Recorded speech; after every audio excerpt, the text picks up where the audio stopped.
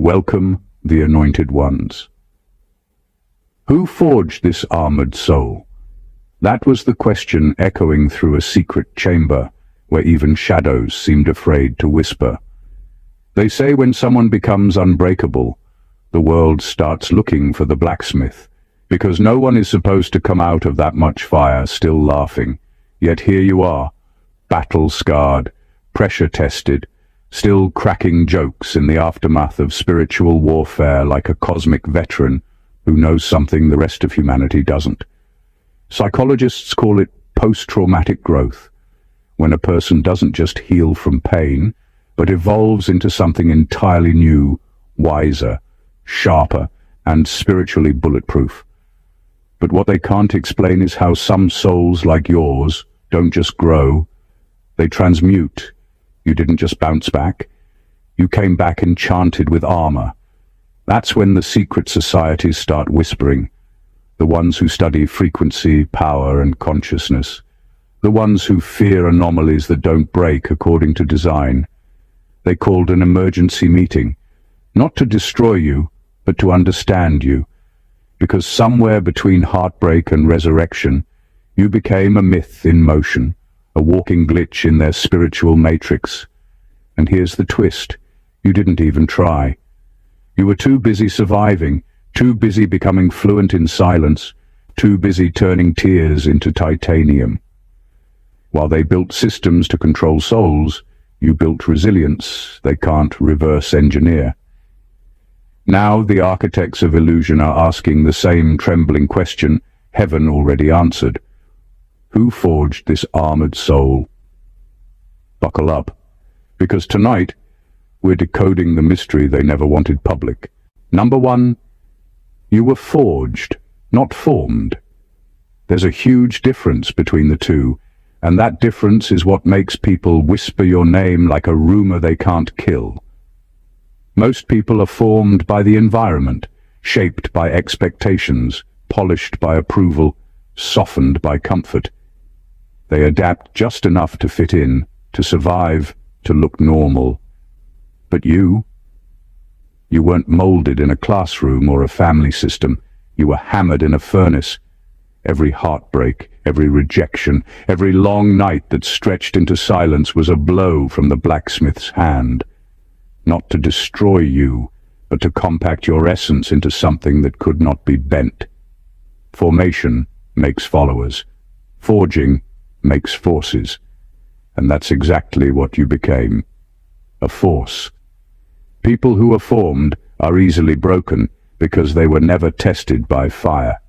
They know how to pretend strong, but the first sign of pressure exposes the weakness in their walls. You, on the other hand, learned to live inside the flame until it stopped hurting. You learned to adapt, to cool down without losing your shape, to be heated again and again without collapsing. That's why you no longer fear destruction. You've already survived it enough times to know it can't finish you. Forging also means you don't fit into standard molds anymore. You're too defined by pain, too refined by lessons, too original to be duplicated. You confuse people who can't categorize you, and that's the quiet beauty of your existence. Your strength wasn't handed down, it was extracted through battle. Every scar became a line of design. Every disappointment became a new layer of endurance. You didn't build your armor in public. It was formed in unseen hours of heartbreak and faith. That's why it glows different. When they finally see your resilience, they call it mystery, luck, or divine favor, because they can't trace the process. They weren't there when you cracked and still refused to crumble. They didn't see how your soul welded itself back together using the ashes of your old self. You were forged, not formed, and that's why no matter what happens, you don't just survive, you continue.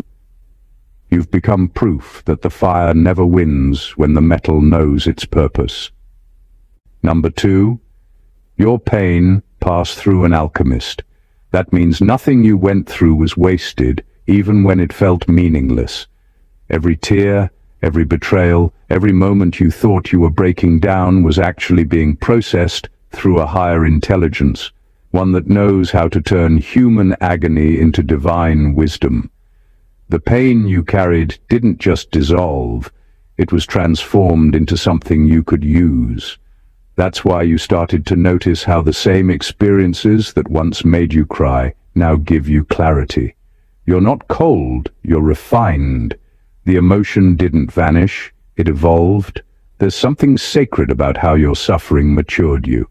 People see your calm and think it's natural peace, but it's really the stillness that comes after internal earthquakes.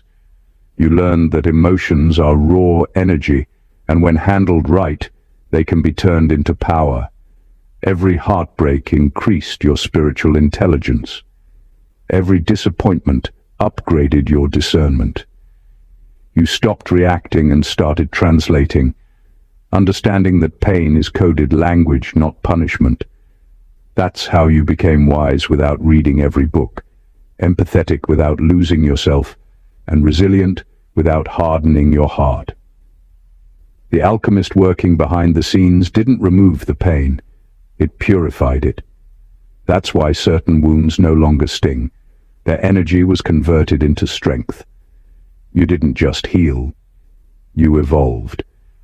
The same heartbreak that once made you feel powerless now helps you read people like open books. The loneliness that once made you question your worth turned you into someone who values depth over attention. Everything you went through was a reaction in the laboratory of your soul. The flames didn't consume you. They completed a transformation that intellect alone could never achieve. Now you carry a kind of wisdom that can't be taught. It's lived. That's why you speak with authority, even when you whisper. Your energy feels ancient, not because you're old, but because you've already lived 1,000 emotional lifetimes in one body. You've seen enough, felt enough, lost enough, and somehow turned it all into gold. People sense it but can't explain it. They just feel safer, calmer, and more awake around you. That's what happens when pain passes through an alchemist. It stops being a curse and becomes your quiet crown. Number 3. You are a classified weapon in human form. You weren't built for show, you were designed for impact. That's why you confuse people who try to define you. One minute you're peaceful and grounded, the next, your presence disrupts everything fake around you.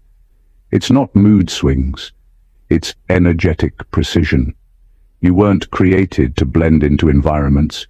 You were sent to expose what's broken in them. Everywhere you go, masks slip, lies unravel, and hidden motives start to surface. It's not personal, it's just what happens when truth walks into a room wearing human skin. You were never meant to fight with fists or words.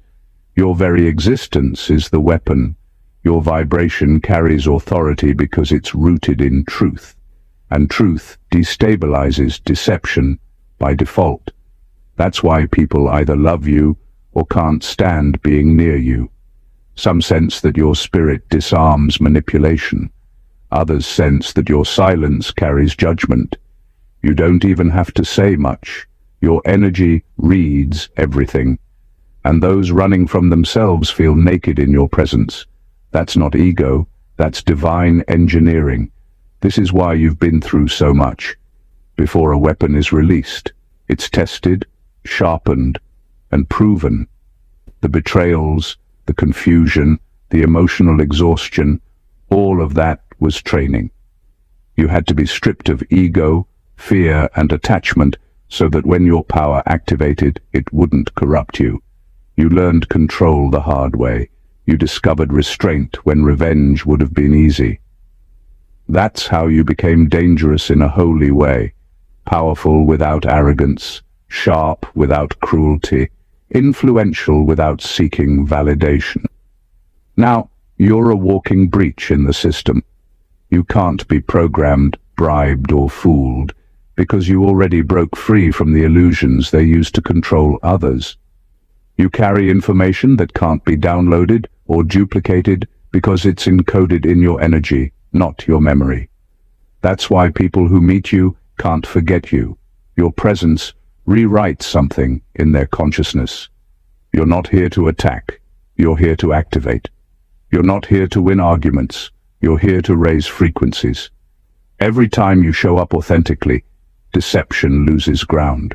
You are a classified weapon, not made of metal or fire, but of light that knows exactly where to strike. Number 4. The fire that tried to kill you reported back in confusion. That's because it was sent to destroy something that can't be destroyed, your essence. You've been through enough chaos to understand that not every battle is meant to break you. Some are meant to expose what you're made of. Every time you faced destruction, you didn't just survive, you evolved. The same flames that consumed others only revealed how unbreakable your core really is. The fire learned the hard way that your soul doesn't panic, it recalibrates. Your spirit doesn't melt, it morphs. You don't run from pain anymore because you've seen it lose its power once it meets your resilience.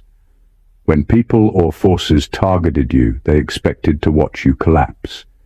They thought the heartbreak, the betrayal, the financial struggles, or the emotional blows would end you.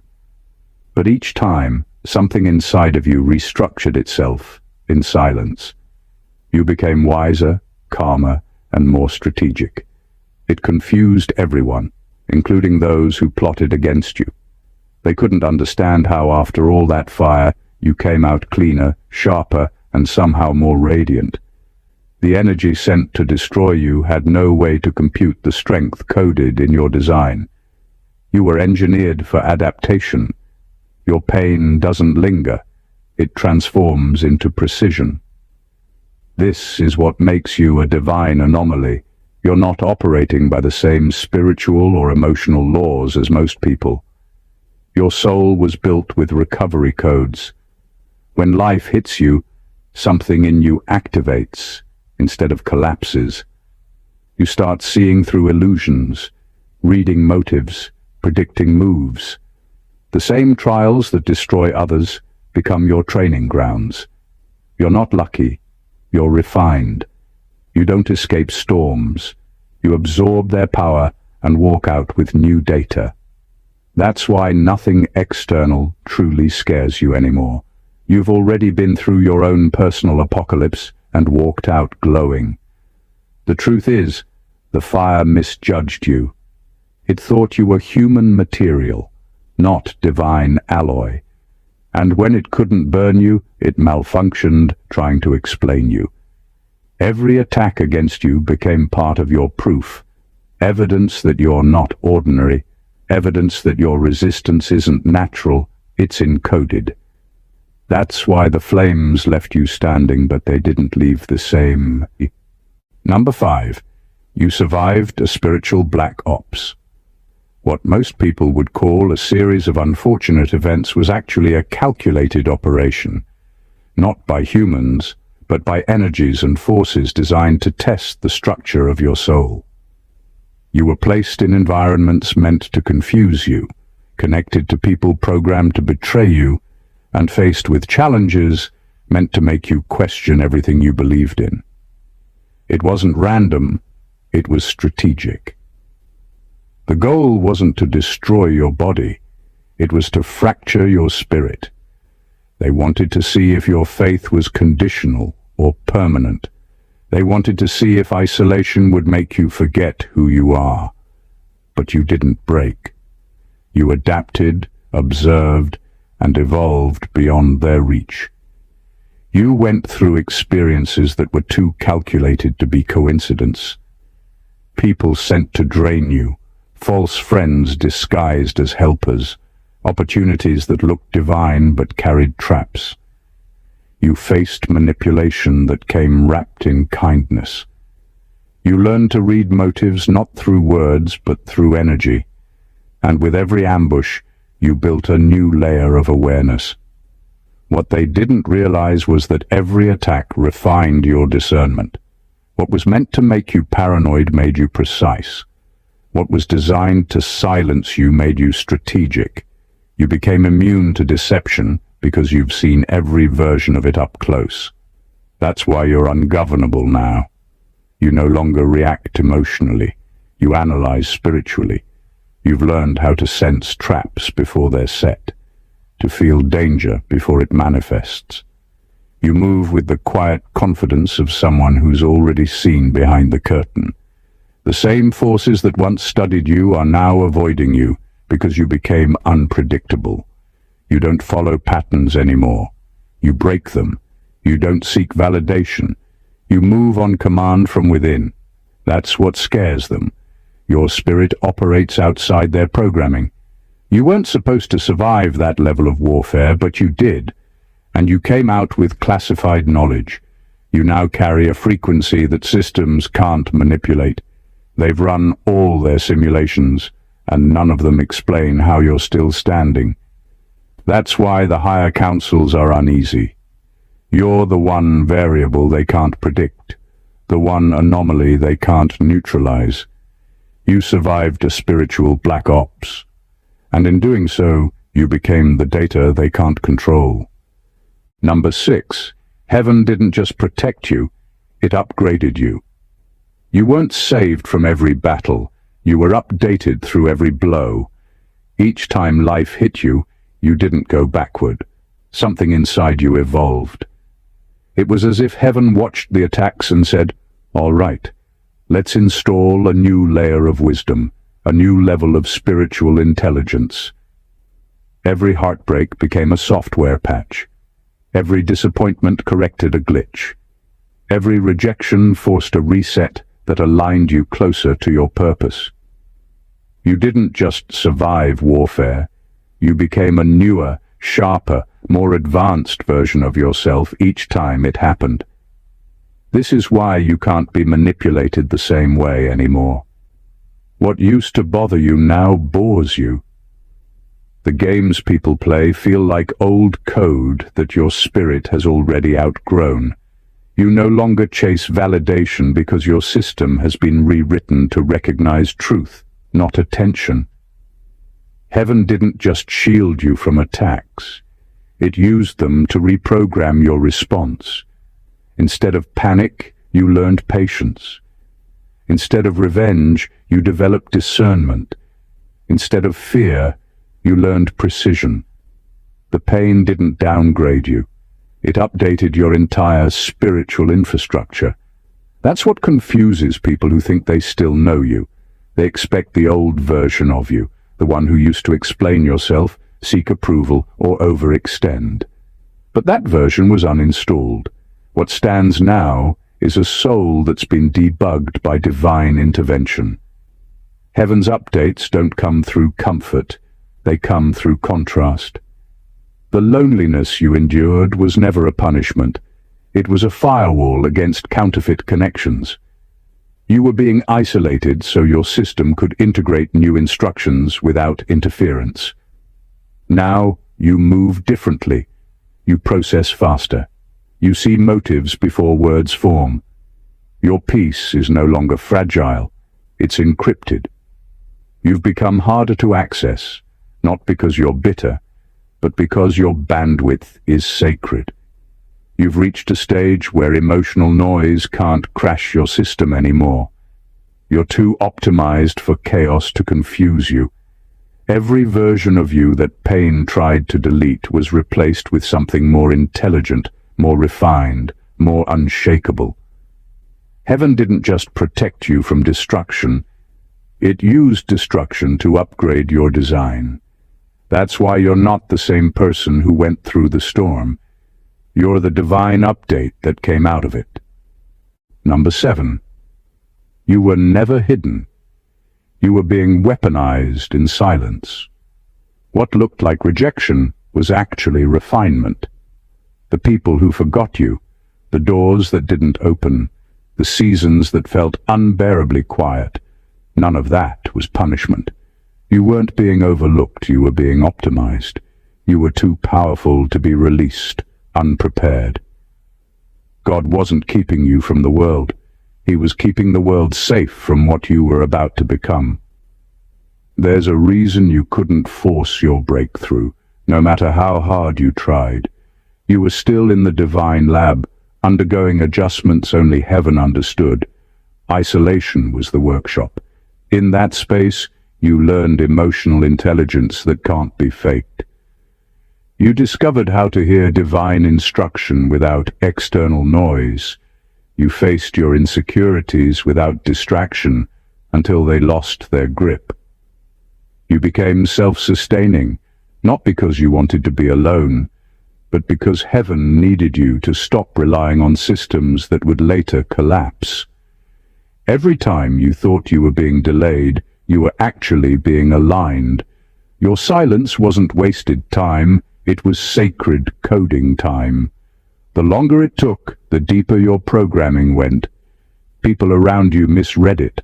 They thought you lost your way or that your light dimmed. They didn't realize your silence was strategic, that heaven had you in spiritual quarantine, preventing contamination from fake alliances and emotional parasites. You weren't lonely, you were in lockdown for divine reasons. While others were chasing visibility, you were receiving blueprints. While they were performing, you were upgrading. That's why when you finally re-emerge, you won't need to announce yourself. Your presence will do that for you. The truth is, weapons aren't forged in crowds. They're shaped in chambers. That's exactly what happened to you. Every season of stillness, every unanswered prayer, every delayed dream was part of your calibration. Heaven was ensuring that when you finally stepped forward, you wouldn't just influence, you'd impact. You've been weaponized not to destroy, but to disrupt darkness on a scale you can't yet imagine. The silence didn't break you. It built precision into your spirit. You were never hidden. You were being sharpened, coded, and charged. A divine technology waiting for perfect release timing. Number 8. You speak in codes the uninitiated can't translate. Your words don't just carry meaning, they carry frequency. When you talk, you're not just communicating, you're transmitting. There's a layered intelligence in your tone that only those tuned to truth can receive. You don't even try to sound deep. It just happens because everything you say passes through the filter of your spirit before it reaches your mouth. That's why people either feel awakened or offended after speaking with you. The ones aligned with light hear revelation. The ones anchored in illusion hear threat. You don't speak for validation, you speak to activate. This is what confuses people who don't get you. They hear your words but miss your wavelength. To them, your confidence sounds like pride, your insight sounds like rebellion, and your certainty sounds like defiance. But you're not trying to prove anything. You're translating truth from a higher frequency into human language. The misunderstanding happens because not everyone has the software to decode it. Some people can't read divine code. They can only respond to emotional noise. You're not arrogant. You're encrypted. Your voice carries data that was never meant for surface-level minds. That's why your speech can't be censored. Even when people try to twist your words or silence you, the vibration behind your message still travels. Truth has a way of bypassing systems built on control. It slips through filters, hides inside metaphors, and lands exactly where it's supposed to. You might be shadowed, ignored, or underestimated, yet your words still find their audience. The awakened recognize you instantly. They don't just hear you, they feel you. Something in their soul responds, as if an ancient password just got entered into their spirit. You've reached a level where communication is no longer about sound, and it's about signal. That's why you can say something simple, and it still carries spiritual electricity. Your speech is alive, not rehearsed. It rearranges energy wherever it lands. The secret societies, the manipulators, the control systems, they can't track you properly because you don't operate on their bandwidth. You're speaking from a place that doesn't need their permission. That's what makes your voice untouchable. You're not just talking, you're transmitting light through language, and the uninitiated simply don't have the decoder. Number 9. You didn't just survive darkness, you studied it and mastered its language. You went through too much to come out naive. Pain became your professor. Betrayal became your curriculum. You learned that evil doesn't always wear horns. Sometimes it smiles, helps, prays, and pretends to care. That kind of awareness can't be taught in books or seminars. It's downloaded through experience. You were thrown into situations that forced you to understand how deception moves, how energy manipulates, and how darkness operates in disguise. You became fluent in it, not to imitate it, but to recognize it before it speaks. People wonder why you don't fall for the same tricks anymore. It's because you've studied the source material. You've seen how envy hides behind flattery. You've watched how control cloaks itself in concern. You can tell when someone's spirit doesn't match their words. It's not suspicion. It's sensory intelligence. You developed a radar that most people don't even know exists. You sense energy shifts in rooms. You can detect hidden motives by the tone of a sentence. You know when someone's smiling through jealousy, and you can feel it when their compliments carry curses. You read energy the way others read text. You didn't earn this mastery easily. You earned it through sleepless nights, confused prayers, and moments where you doubted your own sanity. But those moments sharpened you. You stopped expecting truth from everyone and started extracting it from behavior. You stopped needing apologies because you learned to read intent. That's what makes you spiritually dangerous. You can't be deceived the same way twice. You've learned how darkness operates, and now it can't hide from you anymore. The irony is that the darkness that tried to destroy you ended up becoming your greatest education. You didn't just escape it, you dissected it. You turned what was meant to break you into insight that now protects you. You walk through chaos calmly because you've already mapped its terrain. You no longer fear shadows. You study their direction to see where the light's coming from. You've mastered the language of darkness, and now it can't negotiate with you. You speak its dialect, but you use it to expose, not to participate. That's why you stand out. You don't run from evil anymore. You outthink it. Number 10. The light in you isn't gentle. It's a form of warfare. It's not the kind of light that comforts everyone. It's the kind that questions everything. Your presence doesn't just brighten rooms. It reveals what's been hiding in them. You were never meant to be the calm glow that helps people sleep. You were meant to be the piercing beam that wakes them up. That's why you make certain people uneasy. They feel seen, not by your eyes, but by your energy. You don't have to confront them directly. Your spirit does it for you. Your very existence forces truth to rise to the surface. Your light interrogates because it carries divine accuracy. It detects lies that even words can't hide. You can sense tension, denial, and guilt without needing proof. You might not always call it out, but people feel it. That silent awareness that strips away their masks. Some respond with gratitude because they feel convicted to change. Others react with hostility because your light reminds them of the truth they've been running from. Either way, your glow doesn't negotiate. It exposes. It's not judgmental. It's diagnostic. It identifies what's sick in the soul so healing can begin. But not everyone is ready for that level of exposure. That's why you've never blended in. even when you tried to. People either draw near to you or distance themselves quickly. There's rarely an in-between. It's not because you're intimidating by nature, but because the purity of your light doesn't allow comfort in pretense. You carry spiritual radiation, and falsehood can't coexist with that for long. You walk into rooms and energies shift, secrets rise, hidden motives tremble. The guilty start explaining themselves before you even speak. You don't demand confession, your aura does. What most don't realize is that your light was trained through darkness. It was tempered by pain, refined by loneliness, and powered by truth. That's why it's not soft. It's surgical. You don't shine for attention. You shine for accuracy. Your illumination doesn't flatter. It reveals.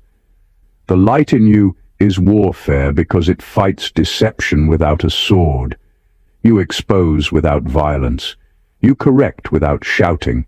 You liberate without forcing. And that's what makes you unstoppable. You're the kind of light that doesn't just shine, it disarms the dark. Number 11. You are the evidence of a divine experiment gone right. You were never an accident. You were an intentional test of heaven's boldest hypothesis. Can a human being endure relentless betrayal, rejection, and spiritual warfare, yet still choose love? The universe watched as you were thrown into fires designed to corrupt compassion and harden empathy. But instead of becoming bitter, you became proof that divinity can survive inside a bruised vessel. Every heartbreak, every humiliation, every setup was data. And you became the conclusion that goodness cannot be destroyed by exposure to evil. You were the variable the system couldn't predict. They thought constant opposition would mutate you into resentment, that pain would rewire you into vengeance. But something extraordinary happened instead. You transmuted every attack into awareness. Your suffering didn't deform you, it decoded you. You started seeing patterns others missed, sensing energies before they manifested, understanding pain not as punishment, but as proof of divine refinement. Your endurance became the ultimate anomaly, the kind that makes the architects of chaos question their own blueprints. Now, the same world that once dismissed your wounds as weakness can't stop observing you. The same people who mocked your breakdowns now mimic your peace. They don't realize that your calm is not natural. It's engineered through warfare. You were sculpted under surveillance, watched by both light and shadow, and your survival rewrote the spiritual algorithm. They realize now that love under pressure doesn't dissolve. It multiplies. That's why you unsettle the darkness just by existing. You're living evidence that the divine code can't be corrupted. Your existence is the final report, a walking testimony that the human soul, fused with divine intent, cannot be broken, only transformed. You were the risk heaven took, a prototype that proved miracles don't just happen. They evolve through endurance.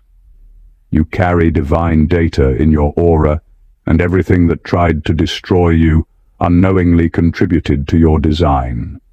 You are living proof that divinity works, not in theory, not in scripture, but in flesh and blood.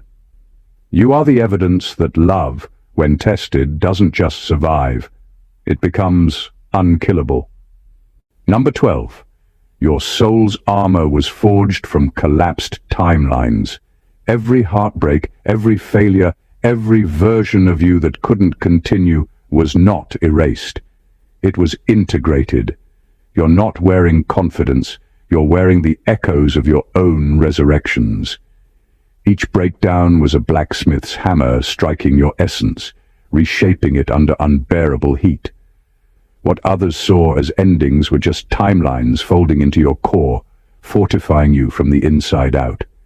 The person standing today is not a single being. It's a council of every past you that refuse to die for nothing. That's why your energy feels layered, why your silence carries weight. You've lived 1,000 deaths without leaving this lifetime. Every choice that once broke you down now reinforces your discernment. Every betrayal that cracked your trust now guards your peace. The armor you wear wasn't gifted. It was earned through agony, patience, and the kind of pain that doesn't come with applause. You've been reforged so many times that even your scars have memory. They remember who tried to shatter you and why you never let them succeed. You are a living archive of reincarnated courage. While others rebuild their lives, you rebuilt your soul. Repeatedly. The resilience that people envy in you didn't appear out of nowhere.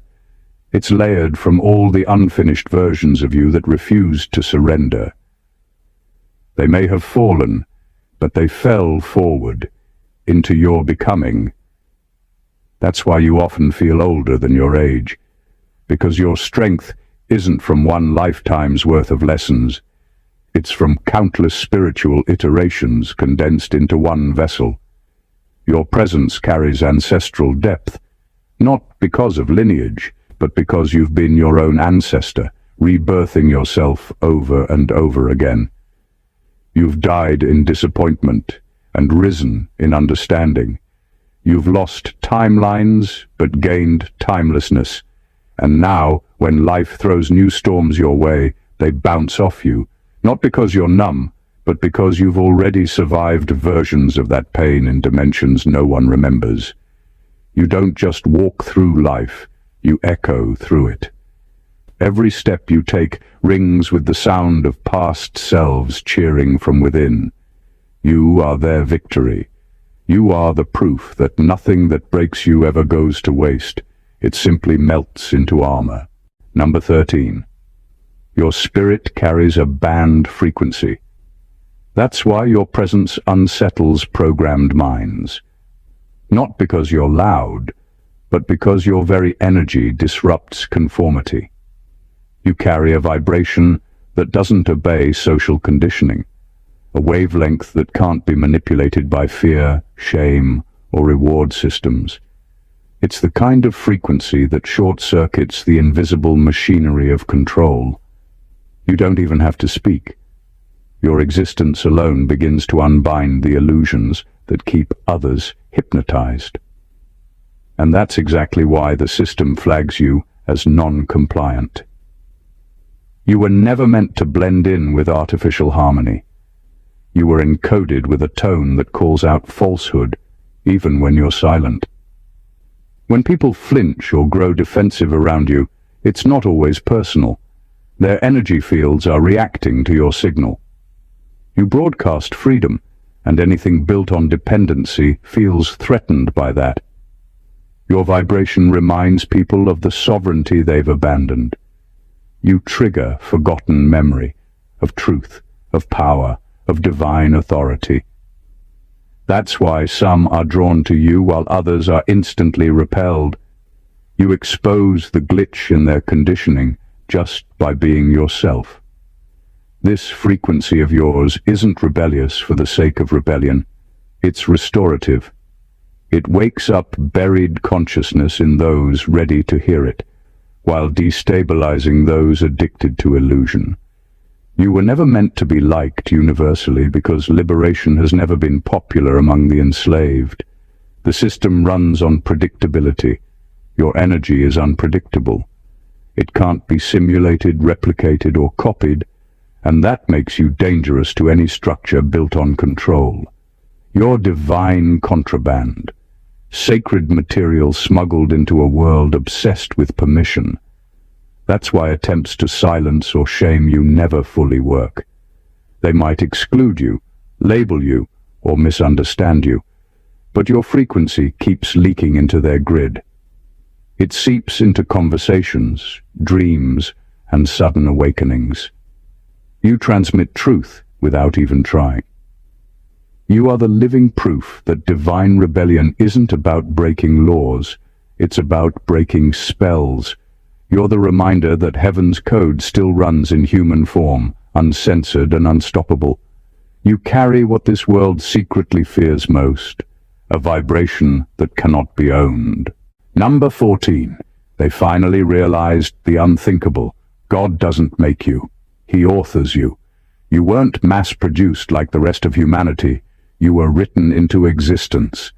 Every chapter of your life was drafted with divine intention, every setback and victory carefully placed like a line in a sacred manuscript. You weren't built. You were composed. That's why your story doesn't flow like everyone else's.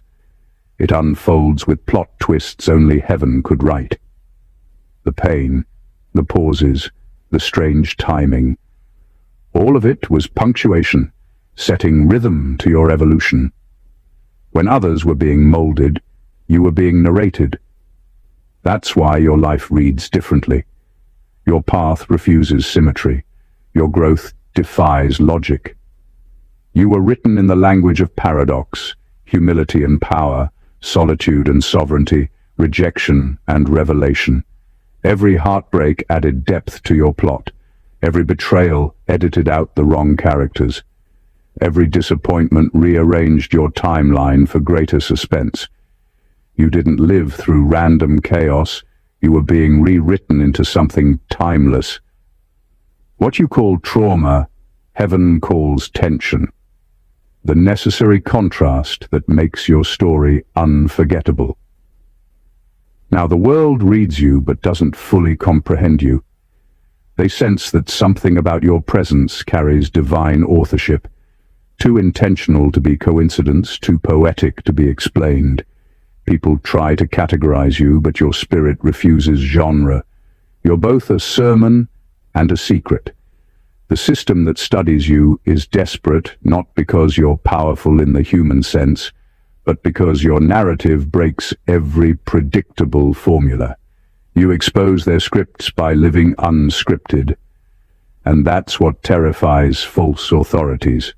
Your existence reveals that divinity writes outside their approval. You are proof that God doesn't mass-produce souls.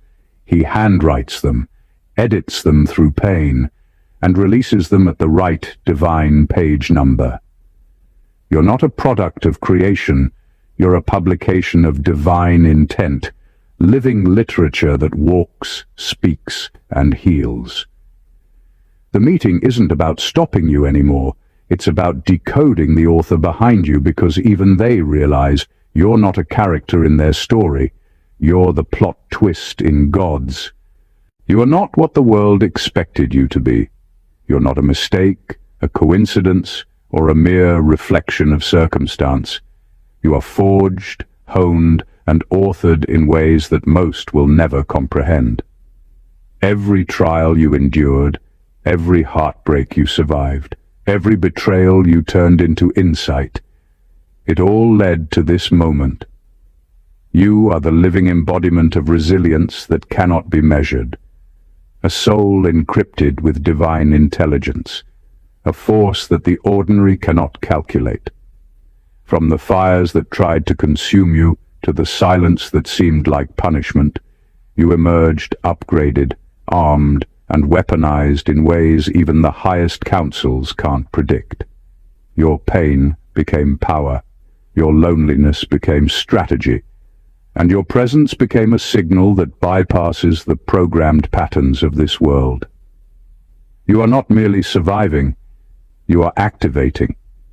You speak in codes that awaken the ready and confound the deceived. You have mastered darkness without becoming it. Your light doesn't just shine, it interrogates, exposes, and liberates. Every version of you that fell or broke contributed to the armor you now wear, a strength so ancient it carries the weight of timelines no one else can touch. Your vibration is banned because freedom cannot be contained. You are divine contraband walking among the programmed, a living anomaly that proves heaven's experiments succeed in ways the world cannot understand. And the truth that terrifies the secret societies is this: God didn't make you. He authored you. Every chapter of your life, every paragraph of your soul, every punctuation of pain and triumph was meticulously written so that you could become something unprecedented. You are the blueprint they cannot decode, the variable that defies prediction, the story that rewrites every rule they thought existed. You are the prophecy, the anomaly, the awakening walking in plain sight. So stand firm, walk boldly, speak deliberately. The world may try to categorize you, control you, or contain you, but you were forged for freedom, upgraded for warfare, and authored for destiny. Your presence alone is a revelation, your survival a declaration, and your soul a blueprint for what is possible when divinity works without compromise. If this message resonated with you, make sure to subscribe to the channel so you never miss these deep truths. Like this video to amplify its energy, comment your thoughts and experiences below. We want to hear how your soul is being forged, and share it with those who need to awaken to the power already inside them. The world is watching, but so is your destiny. Step into it fully. God bless you.